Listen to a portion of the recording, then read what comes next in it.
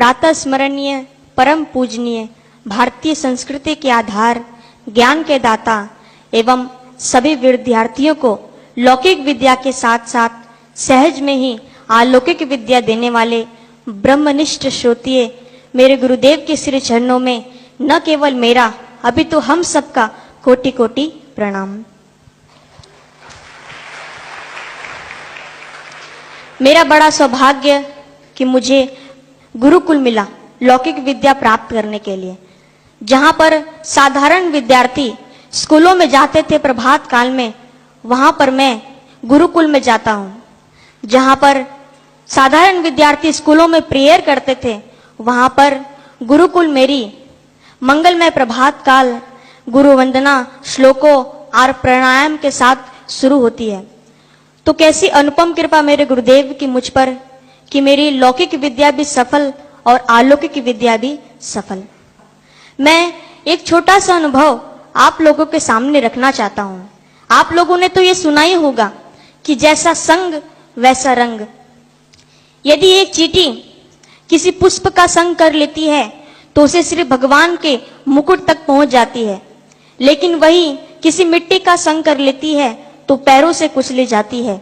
मेरा भी कुछ ऐसा ही अनुभव है। मुझे ऐसे लोगों का संग मिल गया था जिन्होंने न मुझे केवल भ्रमित किया, अपितु मुझे गुरुद्वार से हटाकर कहीं और ले जाने का विचार किया था और मुझे कहीं और ले जा रहे थे। लेकिन साधकों के संगति से एवं सूझबूझ के कारण मैं पुनः अपने गुरुद्वार आ पहुंचा। और मैं आज संगति का प्रभाव क्या होता है, इस निमित्त मैं आपके सामने एक छोटा सा प्रसंग प्रस्तुत करना चाहता हूं।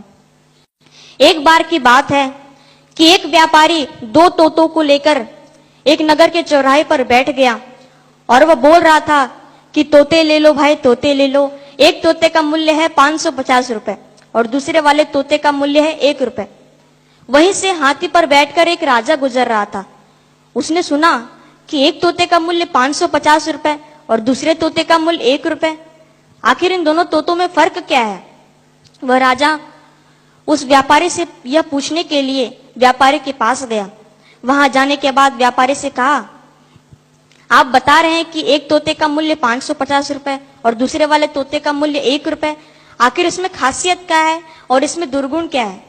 तब उस व्यापारी ने कहा, राजन, जब इसे आप अपने महल लेके जाएंगे तो ही आपको पता चलेगा।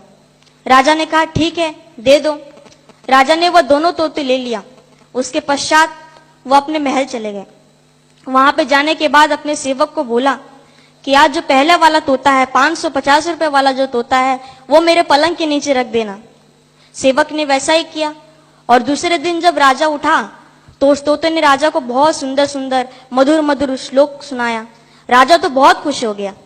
लेकिन दूसरे दिन राजा अपने सेवक को कहा कि आज जो दूसरा वाला तोता है, जो 1 रुपए वाला तोता है, वो मेरे पलंग के नीचे रख देना। सेवक ने वैसा ही किया। लेकिन जब दूसरे दिन राजा उठा तो उस तोते ने राजा को बहुत गंदी गंदी गालियां सुनाई। वो राजा तो परेशान हो गया और उसके बाद में अपने सेवक को बोला, आज इस दुष्ट तोते को मार डालो, इसने मेरा प्रभात काल खराब कर दिया। वहीं पर पहला वाला तोता खड़ा था। उसने राजा से नम्र निवेदन किया कि राजन, हम दोनों सगे भाई हैं। हम दोनों एक बार एक डाल पर बैठे थे, वहीं पर शिकारी आया और हम दोनों को बंदी बना लिया। उसके बाद मुझे एक साधु महात्मा के हाथों बेच दिया और इसे एक मछुआरों के हाथों भेज दिया। साधु महात्मा तो मुझे श्लोक सुनाते थे, इसलिए मैं सीख गया, जिसका कारण है कि मैं आपको श्लोक सुनाया। लेकिन ये मछुआरों के हाथों लगा तो वो आपस में गाली गलौज करते थे, इसीलिए इसका स्वभाव भी गाली गलौज का बन गया है। वास्तव में तो इस बेचारे का कोई दोषी नहीं है।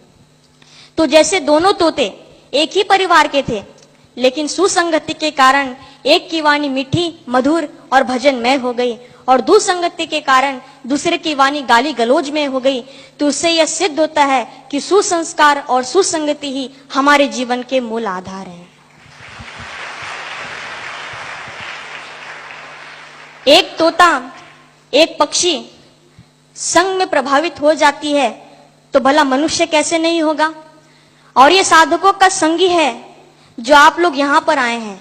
अन्यथा यदि साधकों का संग नहीं मिलता तो निगृह व्यक्ति आप लोगों को पिकनिक मनाने के लिए लौकिक स्थानों पर शायद ले गए होते। यूं तो सागर का एक बूंद सूर्य नारायण के तपन से बादल बन जाता है और वही वर्षा बन के बरसता है।